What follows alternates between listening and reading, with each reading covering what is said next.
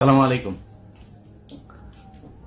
আপনারা এরই মধ্যে বর্তমান যে সরকার, সেই সরকারের যে মনোভাব সেটা মোটামুটি আমার মনে হয় প্রকাশ পেয়েছে। বিশেষ করে ধরেন সবশেষ যেই ঘটনাগুলো ঘটছে, ডক্টর মোহাম্মদ ইউনূসকে সামনে রেখে ভারত, প্রথম আলো, আসিফ নজরুলদেরকে দিয়ে যেই তাদের পরিকল্পনা বাস্তবায়ন করছে, সেটার সবচাইতে বড় প্রমাণ হচ্ছে এই ফারুকীর যেই নিয়োগ দেয়া, এবং সেটাকে কেন্দ্র করে সারা দেশে, আমার মনে হয় বাংলাদেশের যত মানুষ এই বিপ্লবের সাথে ছিল, এমনকি আসিফ, নাহিদ, সার্জিস, তারপরে হাসনাত সহ যত সমন্বয়ক যারা এই যুদ্ধের সামনে থেকে ছিল, সবাই এটার ব্যাপারে একমত ছিল যে ফারুকীকে রাখা যাবে না।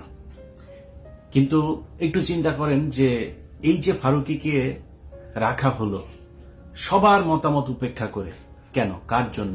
কারণ আসিফ নজরুলের কথা আপনি চিন্তা করেন। আসিফ নজরুল গেল 4 মাস 6 মাস আগেও যদি নাকি তার ফেসবুকের প্রতিটা পোস্ট কি সুন্দর জনগণের পক্ষে কথা বলতো, তাই না?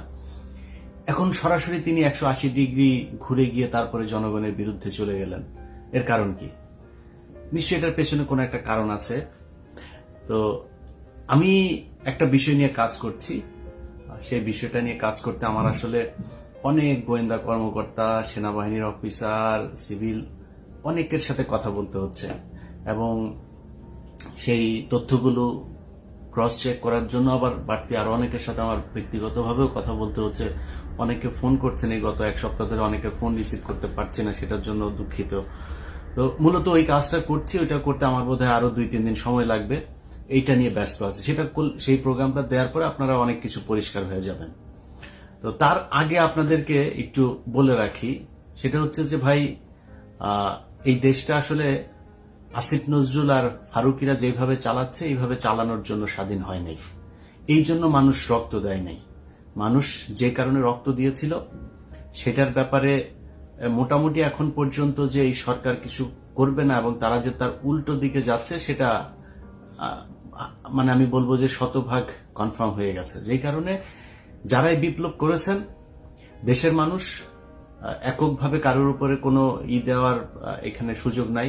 একজন মা তার সন্তানকে ধাক্কা দিয়ে আপনার পুলিশের হাতে তুলে দিচ্ছে, সে পিঠ চাপড়াচ্ছে যে ইনশাল্লাহ ভালো কিছু হবে, বিজয় হবে।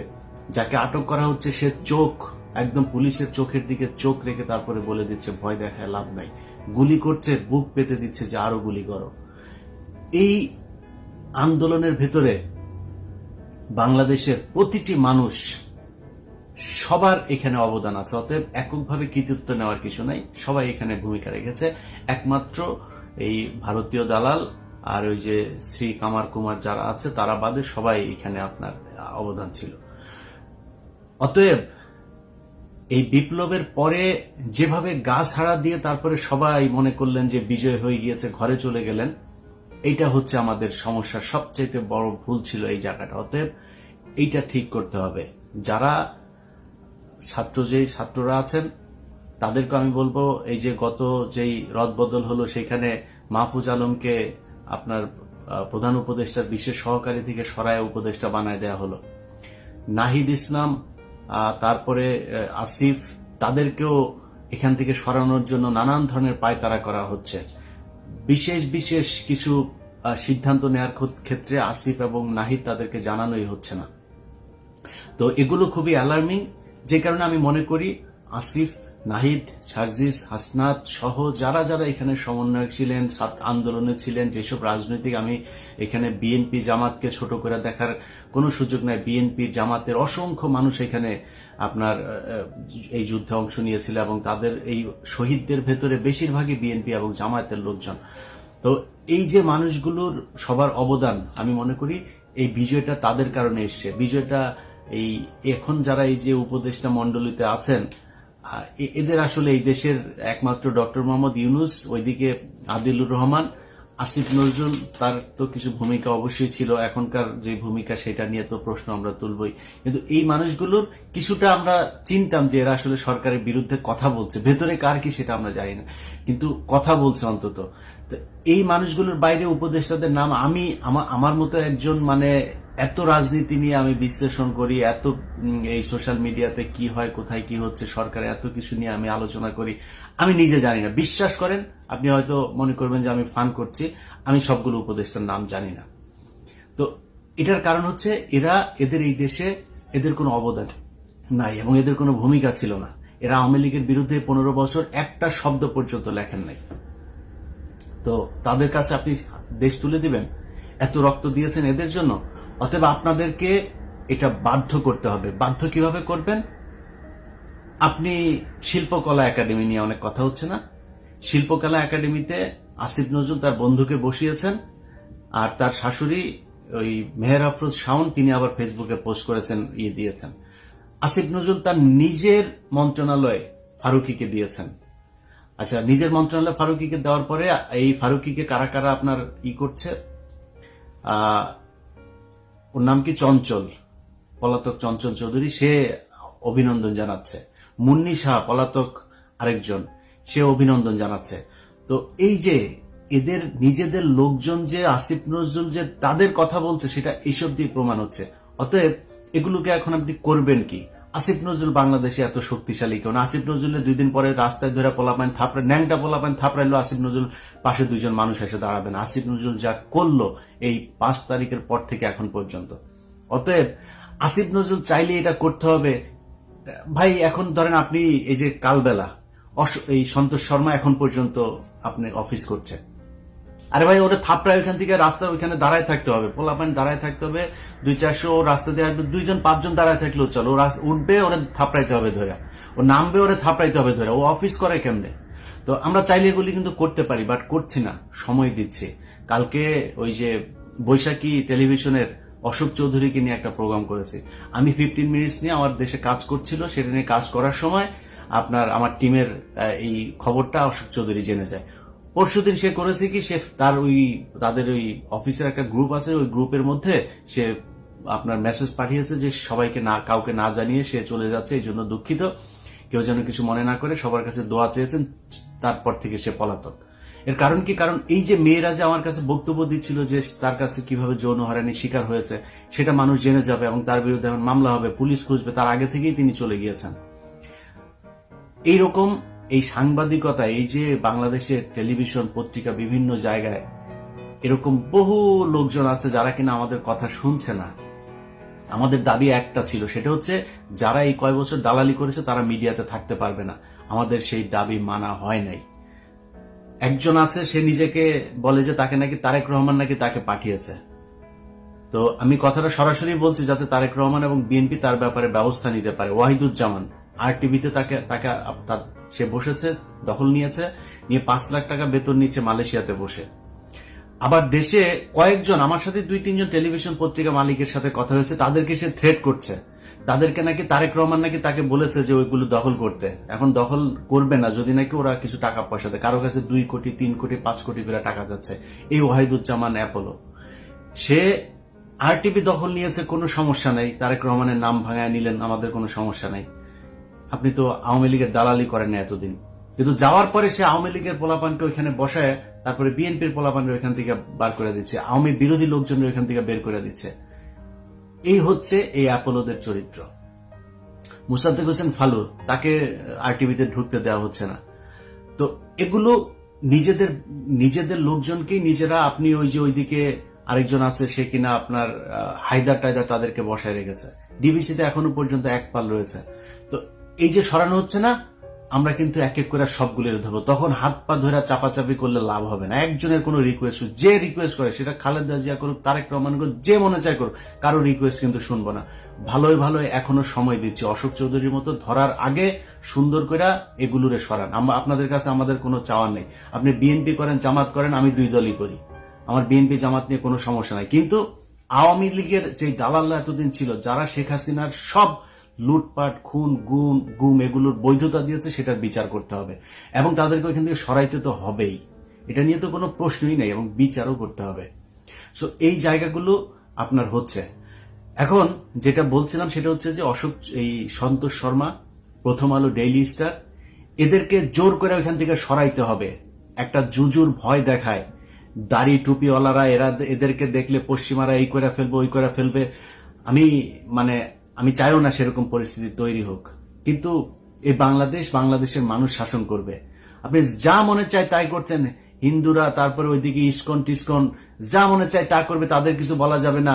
আর আলেমরা মাঠে নামলে পশ্চিমারা এই করে ফেলবে ওই করে ফেলবে। কি করে ফেলবে? পশ্চিমারা এই রক্ত দিয়ে তারপরে দেশ স্বাধীন করছে, তাদের এই স্বাধীনতা নাই, তারা এটা চাইতে পারে না। এখনো পর্যন্ত ভারতের দালাল প্রথম আলো, ডেইলি স্টার তারা এইভাবে প্রকাশ্যে চলবে। তাদের এখানে এই আন্দালিত রহমান, পার্থ, রুমিন ফারানা, মঈন খান, নুরুল হক, রাশেদ খান এরা গিয়েছে। সব কয়টাকে মনে রাখা হবে, বলে রাখলাম। ভালো, আপনাদের সাথে এর মধ্যে অনেকের সাথে আমার খুব ভালো সম্পর্ক ছিল, সব কাটাও, একটাকেও ছাড়া হবে না। যখন যেটাকে সুযোগ পাবো একদম ভরে দেওয়া হবে, এটা বলে রাখলাম, একদম প্রকাশ্যে হুঁশিয়ারি করে রাখলাম, লাভ নেই। তো এদেরকে যারা জায়গা দিচ্ছেন তাদের ব্যাপারে আপনার করতে হবে। শিল্পকলা একাডেমি, তারপরে বিভিন্ন গণমাধ্যম, ভাই আপনাকে জোর করে যাইতে হবে। ওই যে কওমি সম্ভবত তারা, বা চরমনে আমি জানি না, কলরব আছে, সাইমুম গোষ্ঠী আছে, বাংলাদেশের এই আপনাদের শিল্প গোষ্ঠী নাই ইসলামী ভাবধারার। আরে ভাই, আপনারা যা দখল করবেন, শিল্পকলায় নাটক হবে, আপনারা যেটা করবেন সেই নাটক হবে। এই নর্তকীদের নাটক হবে না, ভারতের এই উদিচি আর এই ছায়ানট এদের নাটক হবে না। আপনারা নাটক করবেন, আপনারা গান গাবেন, আপনারা শিল্প চালাবেন। এই দেশের শিল্প চলবে আপনাদের কথায়। আমি অনুরোধ থাকলো, যারা এই ধরনের শিল্প গোষ্ঠীগুলো আছেন, আপনাদের এখান থেকে আপনারা দাবি করবেন কেন ডিজি কি হবে? আপনারা ডিজি বানাবেন ওইখানকার, আপনাদের কথায় শিল্পকলা একাডেমি ডিজি হবে। সো আপনাদের মধ্য থেকে হবে। আপনারা যে নাটক করা শুরু করেন, ওরা একটা এই বের করেছেন, কয়দিন আগে একটা নাটক করেছে, নাটক করে বলছে ওদেরকে নাকি নাটক করতে দিচ্ছে না, নাটক করতে বাধা দেওয়া হচ্ছে। এগুলো সব গোয়েন্দা সংস্থার বানানো, এখনো তো র অ্যাক্টিভ না, ওদের বানানো। ওদেরকে বাধা দেওয়া যাবে না। আমরা নাটক করব, নাটক করতে চাই, আপনারা যা নাটক করবেন। খুব সূক্ষ্মভাবে চিন্তা করতে হবে, সময়টা খুব দ্রুত চলে যাচ্ছে। অতএব কে কোনটার দখলে নেবেন, কে কোনটা কার কথায় চলবে, সেটা দায়িত্ব নিবে এই দেশের মানুষ, যারা কিনা রক্ত দিয়েছে। এইখানে এই কোনকার ফারুকি টারুকি এইসব চুচিলরা এখানে জীবনে কোনোদিন বাংলাদেশের মানুষের পাশে এসে দাঁড়ায় নাই। ওদের কথা এই দেশ চলবে না। সো আপনাকে জোর করে দখল করতে হবে। এখন যদি মনে করেন আপনি সন্তোষ শর্মারে থাপড়াইতে গেলেন আপনি কালবেলাতে, তো সন্তোষ শর্মা কালবেলা গেলে কি হবে? পুলিশ ধরবে আপনারে। পুলিশ ধরে কি করবে? গুম করে ফেলবে। আমরা ঘোড়ার ঘাস কাটি না বসে বসে। ডেইলি স্টারের মাহফুজ আনাম যদি অফিস থেকে ওঠার সময় যদি ওরা ধরে থাপড়ায়, পোলাপান যদি জুতা টুতা মারে, কি করবে? আপনার ধরে নিয়ে যাবে, রাইট? তো কি হয়েছে? সমস্যা কি? আমরা কিন্তু এটা করব, আগে থেকে বলে রাখলাম, এটা কিন্তু করা হবে। আর করলেও আমরা কিন্তু এটা অর্গানাইজ করব, সময় দিচ্ছি। তার আগে এদেরকে সরাইতে হবে। প্রথম আলো এখন পর্যন্ত গত সপ্তাহে নিউজ করেছে, বগুড়াতে একটা ছেলেকে পাঞ্জাবি টাঞ্জাবি পরায়া, টুপি পরায়া, তারপরে র্যাবের সাথে আইনা মিডিয়ার সামনে ট্রায়াল দেওয়া হলো। কি? সে তার মাকে খুন করেছে। খুন করে তারপরে ফ্রিজের ভেতরে ঢুকে প্রথম আলো শুরু করলো, প্রতিটা টেলিভিশন পত্রিকা নিউজ করেছে। মাদ্রাসার স্টুডেন্ট, প্রতিটা বলা ভুল হবে, কয়েকটা বাদে বেশিরভাগ মাদ্রাসার শিক্ষার্থী মাকে 500 টাকার জন্য খুন করে ফেলেছেন। খুন করে ফ্রিজের ভেতরে। কি ভয়ঙ্কর! মাদ্রাসার শিক্ষার্থী, বুঝতে পারছেন? তার 2 দিন পরে দেখলাম ভাড়াটিয়া খুন করেছে, তার মাকে খুন করেছে। এই খবরটা সত্য না। তাহলে এই খবরটা ছড়ালো কে? এগুলি হচ্ছে প্রথম আলোর সূক্ষ্ম কারচুপি। তারা প্রথমে করে, গোয়েন্দার তাদের লোকজন আছে না, সেগুলো দিয়ে করায়। মিডিয়াতে তাদের একটা চক্র আছে, এরা মিলে এটা করে। সো এই সূক্ষ্ম এই চক্রান্তগুলো, যে তোফাজ্জল মারা গেল না ঢাকা বিশ্ববিদ্যালয়ে, সূক্ষ্ম চক্রান্ত। এই চক্রান্ত বুঝার ক্ষমতা সবসময় হবে না। বাট একটা জিনিস মাথায় রাখেন, প্রথম আলোকে যদি কিছু নাও করেন আপনারা, প্রথম আলোকে খেলতে দেওয়া হবে না। সরকার যতই করতে চান, তার পেছনে দাঁড়াইতে চান, প্রথম আলোর প্রতিটা নিউজকে এই ধরনের কাউন্টার দেওয়া হবে। বাধ্য হয়েছেন না ওইটা বলতে? কেন করেছে জানেন? এইখানে লোক পাঠিয়েছিলাম বগুড়াতে, ওই ছেলের বাসায়। তো আমার ধারণা যে এটা তাদের তো গোয়েন্দা সংস্থা প্রথম একটা নাটক সাজাতে গেলে ওইখানে কয়েকদিন পাহারায় থাকে। সেই পরিবারের আশপাশের লোক কিছু বক্তব্য নেওয়ার পরে এই গোয়েন্দা সংস্থা এই নাটকটা আস্তে করে ঘুরে ফেললো, বললো যে না, ওর মাকে খুন করেনি, কারণ বের হয়ে যায়। অতএব প্রথম আলো যতগুলো এইভাবে নাটক সাজাইতে যাবেন, সব কটার কাউন্টার দেওয়া হবে। এই আগের মতো টঙ্গিবাদ এইসব বললে নাটক সাজায় মানুষকে হত্যা করবেন, বাংলাদেশের মানুষের বিরুদ্ধে যা কাজ করবেন, এটা করতে দেওয়া হবে না। যাই হোক, আমি আমার কাজ করছি ভাই। আমার জীবন যতদিন থাকবে ততদিন আমি আমার কাজ করে যাব। আপনাদের কাছে অনুরোধ, ভাই এই দেশের এই বাংলাদেশ আমার কিছু দেখ, বাংলাদেশের কাছ থেকে আমি বিশাল কিছু চাই, আমার কোনো পদ দেন, কিচ্ছু চাই না ভাই, এই দেশটা ভালো থাকুক। কিন্তু সমস্যাটা কোথায় জানেন, মানে প্রতিটা মানুষের ভেতরে দেখলাম এইটা চাই, ওইটা চাই, এই তদবির, ওইটা লাগবে, এইটা লাগবে। ভাই নিজের ছাড়া এই দেশের কথা একটা মানুষ চিন্তা করে না। এই দেশটার জন্য কিছু করেন, চিন্তা করেন। আমি আমার জায়গা থেকে যা করার আমি সারা জীবন ওইটাই করে যাব, আল্লাহ যদি মস্তিষ্ক যদি সুস্থ রাখেন। আপনাদের কাছে অনুরোধ, যা করার জোর করেই করতে হবে, আদায় করে নিতে হবে। আসিফ নজরুল্লাহ আপনাদের কথায় সরকার চালাবে না। আল্লাহ হাফেজ।